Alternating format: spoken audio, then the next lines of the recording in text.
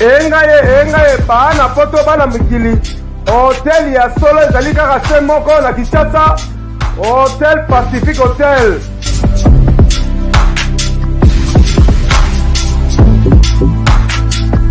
Ezali na balabala ya Kitoko Kabamba Wangata, précisément na avenue Luvungi numéro 146 na commune ya Kinshasa.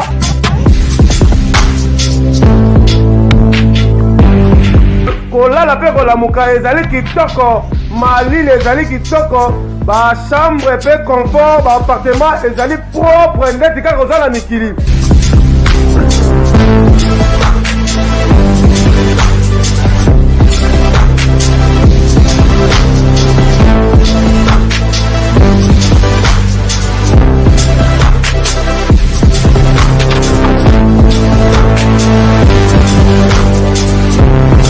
Kuna kolia cuisine africaine de cuisine européenne.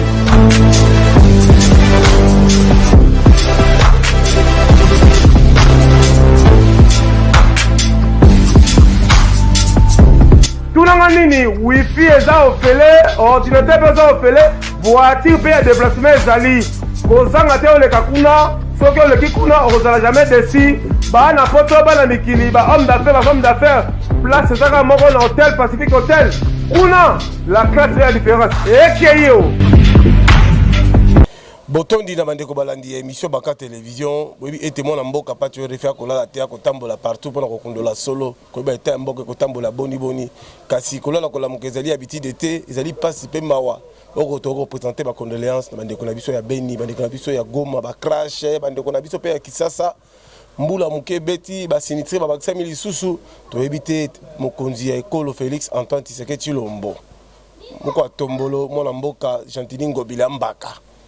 Mona yombi ya solo ndeko na biso kinwa. Est-ce que ça ko kanisa nini bandeko baza ko kufa chaque jour na bambula kolona epai souffrance epai kini bopete na lancement yango na ba érosion kasi to yambe mona mboka avocat du peuple comme na Edi Manziku. Azali président ya babola azanga raté pona kosunga bato bazali na bapasi yepe kansi alibi kotika la simate azali na maloba koloba na mokili ya ngele puis bato bakotala biso na RR télévision mona mboka mbote mona mboka pacho RFI mbote na bandeko nyonso bazuli bakwa kolanda biso.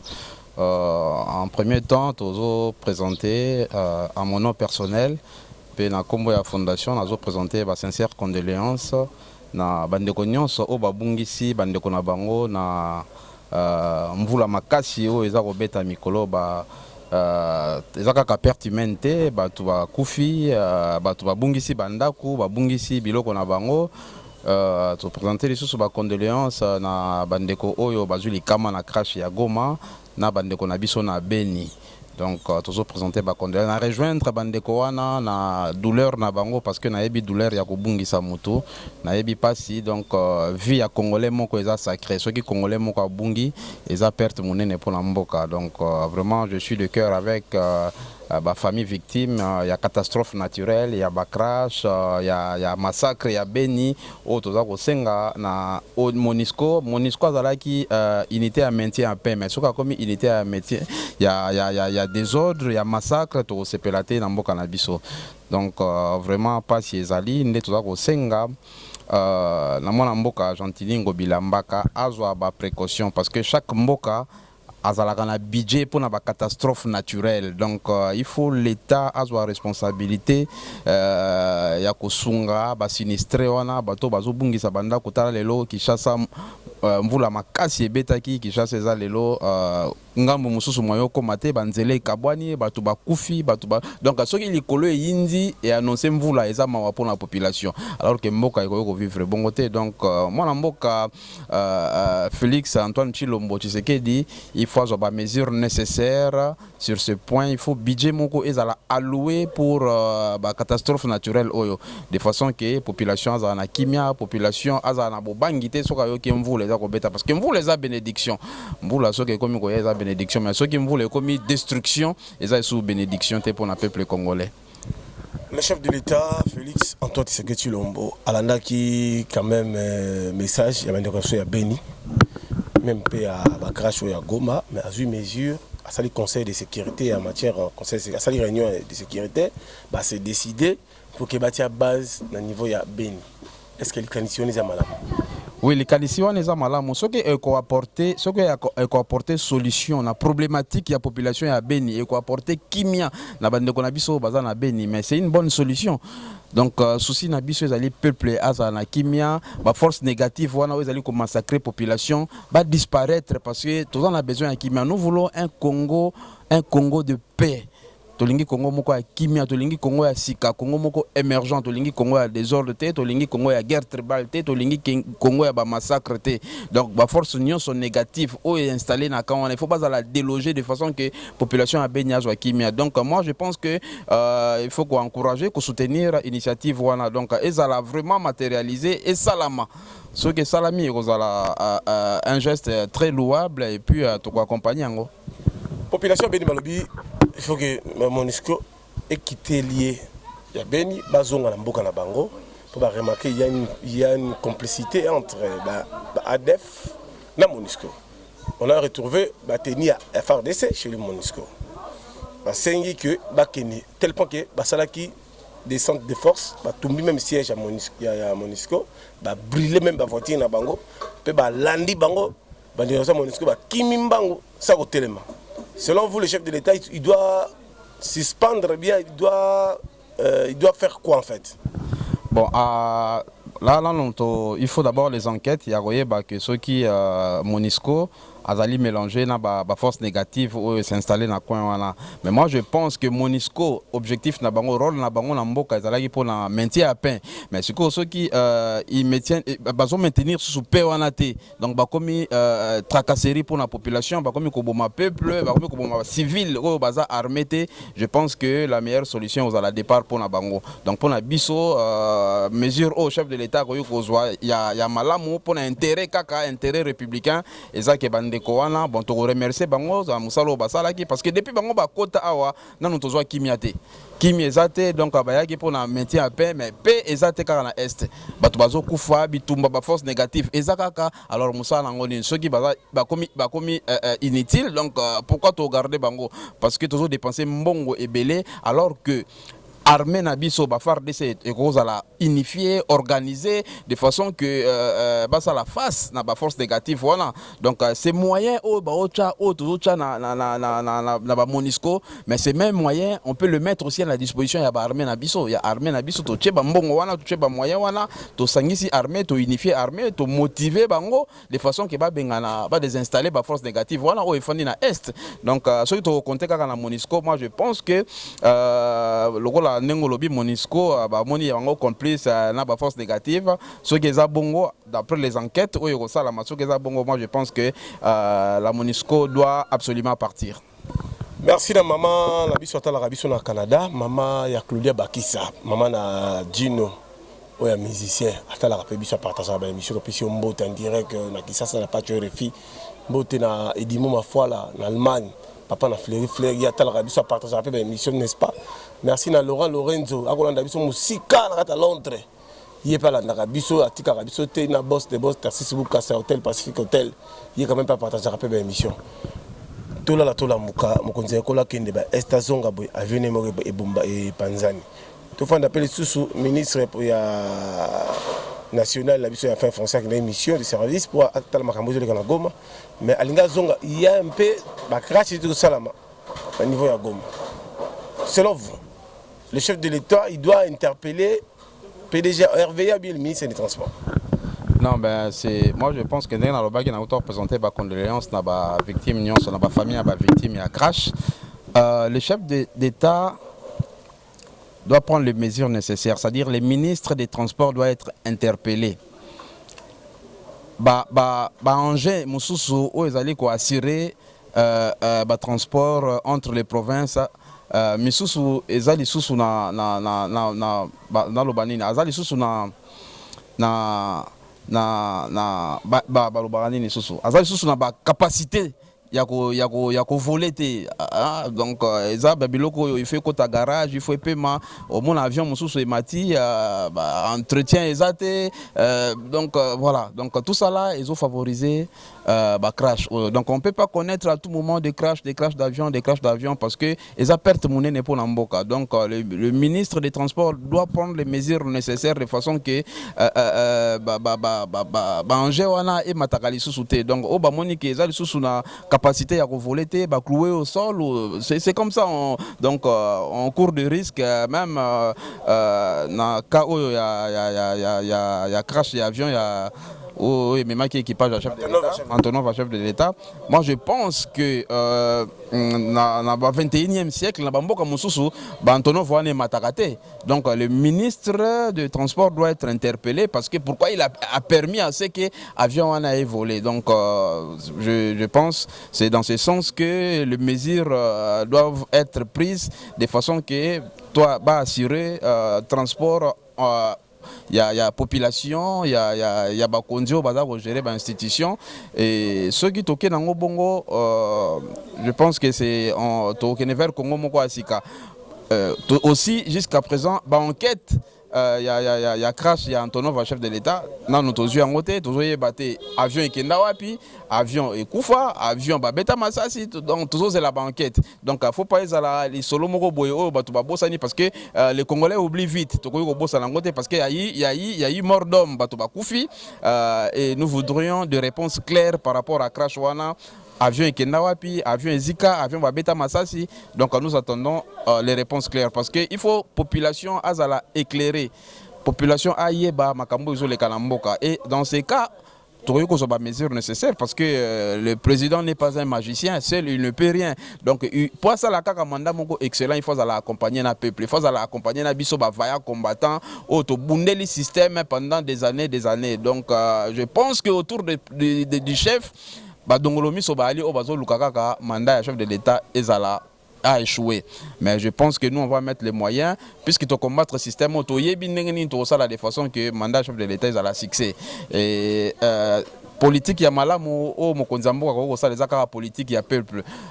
Question ya peuple, zate que ba discours wana oh non fachi béton, fachi boye, mutu boye non, il faut question il y a peuple, il y a social, éducation, économie, sécurité alimentaire, sécurité des personnes et de leurs biens, couverture santé, c'est des questions sociales au peuple pour ça. Toi on a besoin de discours non te batu mususu basi basala kina kabila. Bino avant beta lisolo, avant ya o beta lisolo à politique, il faut yoka soni, il faut tout na bilan na yo eza ndenge nini. Tant yo zala kina kabila, osala ki nini. Lelo bamsusu bafingaki Fachi, bamsusu bafingaki même Tshisekedi le père. Paix à son âme, mais le loba comme komisa Fachi. Donc to lingi sous politique wana te ya ba jaléliste politique ya ba kabeliste de premier rang ba ba lobi lobi ba ba kabeliste de premier rang ba ko kufa pona raïs mais le loba sous ba komi ba donneur de leçons. Non, ils doivent avoir honte de parler politique. Non, bah ça sous politique, ils doivent avoir honte de parler, de faire la selon politique. Vous, si je vois parce qu'ils ont fait la mauvaise politique au peuple. Ça veut dire que vous, les jeunes, vous aussi déployez le même système. Il y a ma génération, papa, qui travaille dans Maréchal, Mouzek, dans Kabila, fils. Ils veulent toujours que bâtir la jeunesse, l'espace, le pouvoir à Fachi. Tolingi absolument une relève de la classe politique. Tolingi politique wana ya kalate, tolingi politique ya déjà loté, tolingi politique oh ya kokumisate donc Fachi béton tout ça la politique ya injure oh tolingi ngo souté. C'est la mauvaise politique au peuple à lingité. Bango bayaki na politique wana. Ba kumisi kabila ba fingi fait Etienne Tshisekedi. Ba fingi même Tshisekedi Tshilombo. Ils ont insulté même le président de la République. Alors, c'est les mêmes personnes, oh, basali politique, politique au peuple à l'ingité, c'est les mêmes personnes qui reviennent encore en donneur de leçons, qui reviennent encore pour nous commissaire, parce que les leçons du régime échangé, les sous mandat, il y a Félix et Sili, oh, baroya wana, baro commissaire, baro finga les sous Fachi. Donc, tu lignes politique. Tes peuples ont besoin de politique. Tes peuples ont besoin de politique. Il y a malamo, politique constructive. Les peuples ont besoin, il y a des déclarations. Oh, ils ont constructive. T'es pour Namboka, il y a des haine, il y a des judoka, il y a des maîtres nageurs, tout ça là. Voilà pourquoi j'appelle les cadres de décon à la retenue. à la maturité politique, donc bazo kamba ba parti minene ya mboka oyo, donc to sengi retenu, to sengi kimia, to sengi maloba oyo ezoko cadre na bien-être ya population, to sengi maloba ya paix, ya apaisement, to sengi maloba ya guerre te, ya contradiction, ya ba déclaration oyo zo tonga mboka te. Donc le deux partis, le pays n'appartient pas au FCC, le pays n'appartient pas à l'IDPS. Donc quand je parle de FCC, c'est automatiquement parler du PPRD. Le pays n'appartient pas au PPRD, le pays n'appartient pas à l'IDPS. Le pays appartient à toutes les Congolaises et Congolais. Donc moi, je suis Yamboka, Bisika, Zali, Tolingi Kimia, Tolingi, déclaration, Tolingi, classe politique, est la honorable, est la déshonorable. Donc langage, donc classe politique, est la caverne d'Ali Babate, où tous les délinquants politiques vont s'installer. Non, non, non, non. Tolingi sous délinquance politique, une nouvelle classe politique avec Fati. Tolingi classe politique moko honorable avec un langage et un discours constructif, pas destructif. Ne bazo sala ba déclaration na bango wana ba mususu ekomi kaka lelo ngabe mais faut mi tout na question na mandat na yo na tango yo zalaki na Kabila a donné tout à favoriser à makambo ebele ba irrégularité ba impunité makambo ebele ba enrichissement illicite na mboka oyo na bato ebele lelo baza il faut ba kumisa mutu na bango autorité morale na bango, mais vous n'êtes plus avec lui. Lelo bokomi ko finga akomi mutu abe pour na bino mutu abongi so apesi o mai tout ça komi ko finga komi mutu mabe, restez avec lui, vous devez mourir avec lui, ne revenez pas pour moi donner des leçons et puis critiquer les autres pour na beaucoup misa fati parce que ce sont des gens en mal de repositionnement. Voilà. Donc bazo luka musala soko luka musala to luko za la positionner, n'insulte pas les amis d'hier qui ont combattu pour un système, parce que biso nyonso na ezala na opposition cible na biso yaki Kabila. Bitumana biso, le frère d'hier, le frère du combat, bazaba congolais. Donc cible na biso yaki Kabila, tumana ko bundisa Kabila. Maintenant que Kabila est parti, qu'est-ce qu'on doit faire? Il faut unité zala. Il faut unité zala, il faut politique. Il faut boyo kana ba Congo ba kintwadi. Hein, au banzengelenkan ba kintwadi dia Congo. Donc kintwadi ya Congo il faut zala to yo kana to zala peuple moko to zala force moko. Pour la tombe la Congo, mais ceux qui bino bozo yaka kana ko kumisa ko finga ko pesa ba leçon, mais il faut mi tout na benga politico na salaki pendant 18 ans to politico na salaki ta on azaki na Kabila, hein, et loko nini ya malamu na salaki et loko nini peuple ko sepelanga parce que peuple a sala très attention ba oyo ba yelelo na ngena lo badage moko le corbeau n'a jamais été beau. Le corbeau devient beau parce qu'il tient à son bec un fromage. Alors, tolingi politique, on a été. Tolingi politique, il y a solo au peuple à Lingi. Bon, mais est-ce que les députés, d'un rôle de député, ils allaient pas contrôler le gouvernement, n'a voté la loi. Mais est-ce que vous avez eu le temps de suivre Papa Molière? J'ai eu le temps de suivre Papa Molière. Dans le réseau, Franck Djongo. Est-ce que Papa Molière a sali malam ou bien il a dit des masses? Non, j'ai eu le temps de suivre cette vidéo, mais na vérifié l'authenticité de solo. Moi, je pense les députés au Bandobenga commissaire d'État, ce sont les élus du peuple. Bazaba élus du peuple, quelque part, Bazaba éducateurs de masse. Ce sont des leaders d'opinion. Mais Assemblée nationale, hein, hémicycle on a Assemblée nationale, et cause à la référence à délinquante, et cause à la référence à voyouté. Hein? Ben, il ne faut pas défendre l'intérêt du peuple. Il faut voter des lois, proposer des lois constructives pour l'intérêt du peuple. Mais ce qui est comme une déclaration, il y a jusqu'à apporter des propos, des injures à l'égard de l'un ou de l'autre. Moi, je pense que les assos sont honorables, c'est pas comme déshonorables. Donc, je pense que avec le temps, on aura à parler plus profondément à Makamoyo. Est-ce que l'État des droits paye la propre lobby? Effectivement, bon, état des droits, il faut bandako landela parce que élu Nabiso.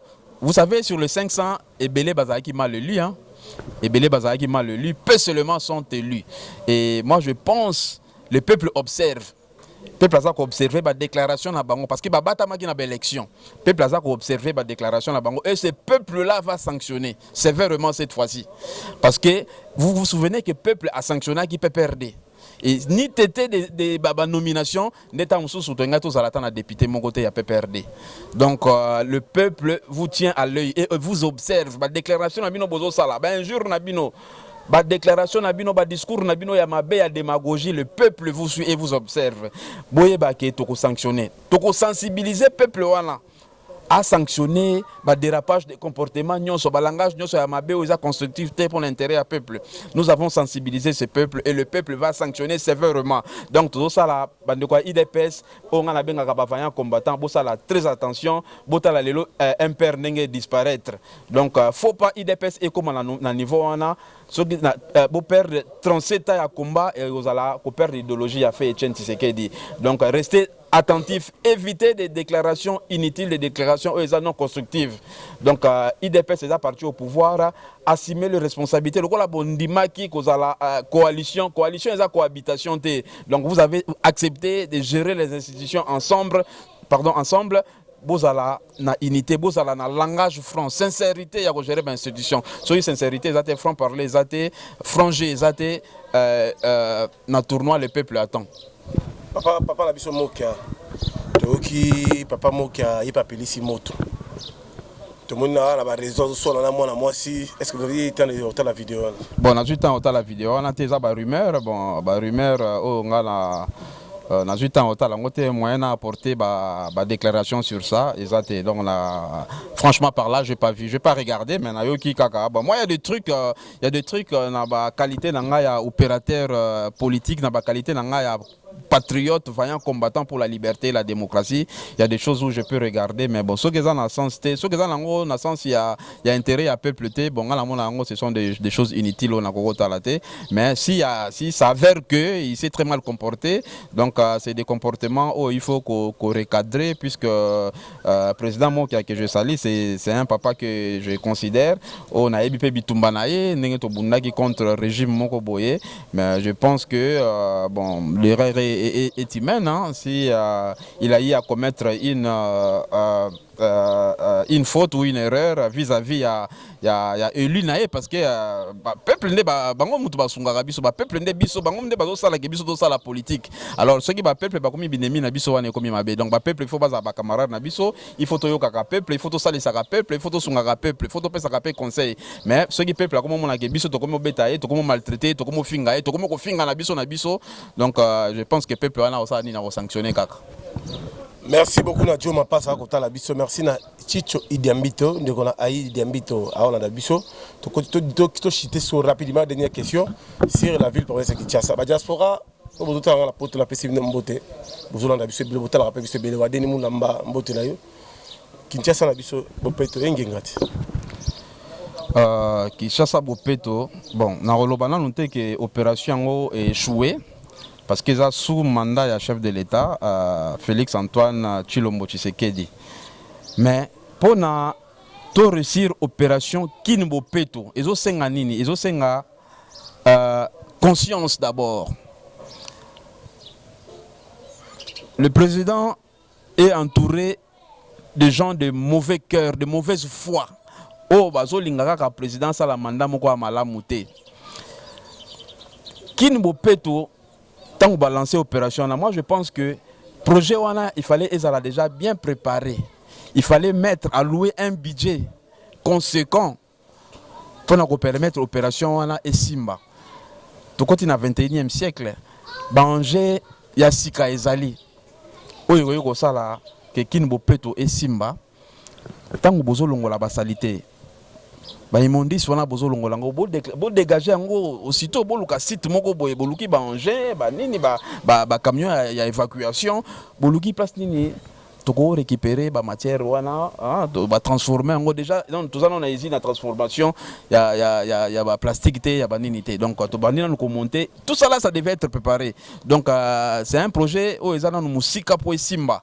Il faut d'abord un budget, il faut d'abord peuple à la préparer puisque peut toper beaucoup longo bonne santé yango ala de bonne santé donc pour nous à la bonne santé il faut être propre donc pour peut lango ba sinistre ba sami le voulait bugani lembe bugani ba sinistre ba bagisami salité bagisami lisusu salité bagisami parce que président a entouré na ba dongola mi so président en face à la entouré na ba vaillant combattant o ba bundi pour na système moko boloko la ba biso hein o ba bundi ba lobi bon biso to bundela ka peuple parce que ngala sali 17 ans à lit ya combat sans moindre faille ni être corrompu parce que souci nanga objectif nanga combat nanga ezali peuple. Je suis fier aujourd'hui. Soki na kufi ata lelo na kozala fier place na kozala parce que combat nanga eza noble na bundi pour intérêt ya mboka oyo. J'ai connu des gaz lacrymogènes, ba matraque, ba kokanga pour na kaka intérêt ya peuple. Donc naza heureux yango nazo senga na batu oyo baza ko approcher o baza ko accompagner vision oyo na programme chef de l'état ya ki ça bopeto. Il faut conscience ezala. Baye bake ba onger la technologie à Sikatoza Langote. Donc, tokoyo ko kamba mboka lokola Kinshasa te, nguma monnaie lokola Kinshasa, na ba brouette, na ba paou. Non, il y a des hommes. Du moment où il y a des hommes au bazar animés na bonne foi, na volonté, il y a ko rendre Kinshasa bopeto, on doit mettre les moyens à leur disposition de façon que ça opération à la réussite, pardon. Donc, s'il n'y a pas de moyens, moi je pense que Bago a embrayé kaka mandat à chef de l'État. Comme la Fondation Eddy Matikou. Fondation Edna, bien, il a prévu. Fondation a prévoir, elle a prévu des activités à caractère humanitaire pour célébrer 64 64e année anniversaire il y a Bandalungwa. Entre-temps, azo continue festivité à fin de l'année na orphelin ndeko na biso baza malade baza abandonné na hôpitaux to ciblaki déjà coin moko boye donc tozala na bandeko wana yango toza ko senga na bandeko o ya motema malamu tozaka na besoin ya mbongo te toza na besoin ya ba prière toza na besoin ya ba encouragement toza na besoin ya sourire pour na ko apporter bana wana affection pour un projet wana simba ba promesse auto laki bandeko wana o baza malade o baza na ba hôpitaux baza ba abandonné na bana wana tozo senga lisungi na bino nyonso bato a motema malamu so bo salisa ngai te bo salisa nde fondation pour à se rapprocher plus en plus na bana wana donc ata ya muke o nzambe akopesa bino et kozala bienvenue pour na biso pour na to salisa bandeko wana parce que bandeko wana baza bandeko na biso donc avec ces gens o baza abandonné ceux qui to sauver vie à muntu moko to sauver vie à famille mobimba. Il suffit qu'à sauver vie à Moutoumoko, à sauver vie à famille Mobimba. Parce que Batuango baza combien?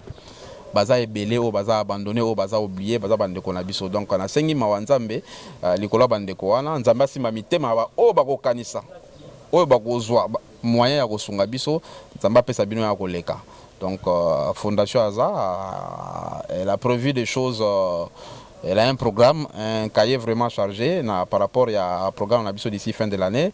Je pense que Toko Pesabino va détail pour célébrer 64e anniversaire de Bandalunga. Je pense qu'il y a un concert qui sera prévu. Il y aura une messe d'action de grâce à Kozala, opération Moko Salung et Kozala. Donc voilà, on va essayer de fêter ensemble avec Bandalunga, Nazakana Bango, Tomesana Bango, Tongo Midi. Pourquoi Banda les a Yangai, Banda les a Bino, Monguna Ayako Sabino. Donc tant que les voleurs viennent que pour voler et pour dérober. Donc bana bandal, restez vigilants. Masanga, to mela mikolo nyonso lotoko. Bon, na conseiller ba to ba mela lotoko te, to la lanzala te. Aussi to makamanzale bandi kala. Ceux qui le long mutaeli au 5000 et tout ça là. Bon, non, to comme on a la campagne te. Donc ensemble, on va voir dans quelle mesure nous allons célébrer 64e anniversaire ya Bandalungwa. Na bandeko o ba na poto na je pense que na poto ba association ba bandal comme belé bandal moular bandal solidarité bandal nini tolingi idée wana bino bozui na poto bo fêter yango kaka na poto te sensibiliser les gens, mettez les moyens bana baza ebele na Bandalungwa ba famille eza ebele tous en a besoin pe abiloko ebele tous en a besoin ba bilamba tous en a besoin ba kisi tous en a besoin ya ba mbongo mosusu. Dieu merci nous saluons vraiment initiative ya chef de l'état nenga chaki gratuité à scolarité. Donc tous en a ba famille mosusu où les enfants ont cette volonté d'aller à l'école mais les parents n'avaient pas de moyens matériels et financiers d'envoyer les enfants à l'école. Dieu merci Fachi est venu à réaliser promesse na ye nenga la kaki enseignement gratuit. Donc et nous demandons na ba école nyonso ba respecter initiative wana batika bana ba kende classe ba o ba ko na mesure de façon que ya kosunga fondation a réalisé ba promesse na ye. Je pense que contribution nyonso o yeko la biso ko la bienvenue. Merci à vous chers amis, vous avez suivi honorable l'homme du terrain, l'avocat des populations Eddy Matikou. Merci à vous. Merci à CP David Moukeba, merci à maman Nabiso Denise Tshisekedi, Azola Laté, maman Nabiso la première dame, Azola Laté, Daniela Kamona, n'est-ce pas? Azola Laté, pendant Mboka, chef d'État, Azola Laté, tout chaque président sur ma bonne délit, mais Bino peut pas payer si mission dans le gouvernement. Tu as vu que les manuels au salaire. mais ça la paix quand même quelque chose. Même gouvernement provincial, même national, ça a quelque chose. Et que ça va aller comme bien. TV comme les gens qui ont la paix, chose mais aller au Loba, tu as un spot sur là. Tu as un plateau de RR Télévision. Bonne image.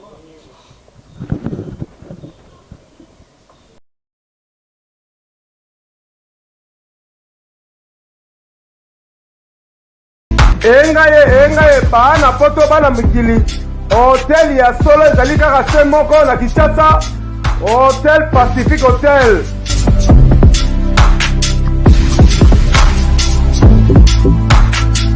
Ezali na balabala ya kitoko Kabamba Wangata, précisément na avenue Luvungi numéro 146 na commune ya Kinshasa.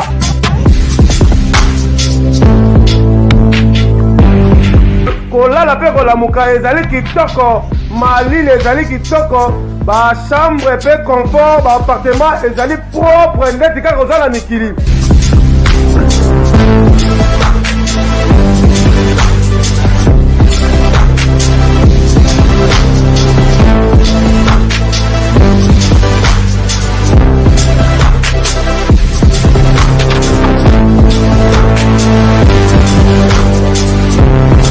Kuna kolia cuisine africaine, cuisine européenne.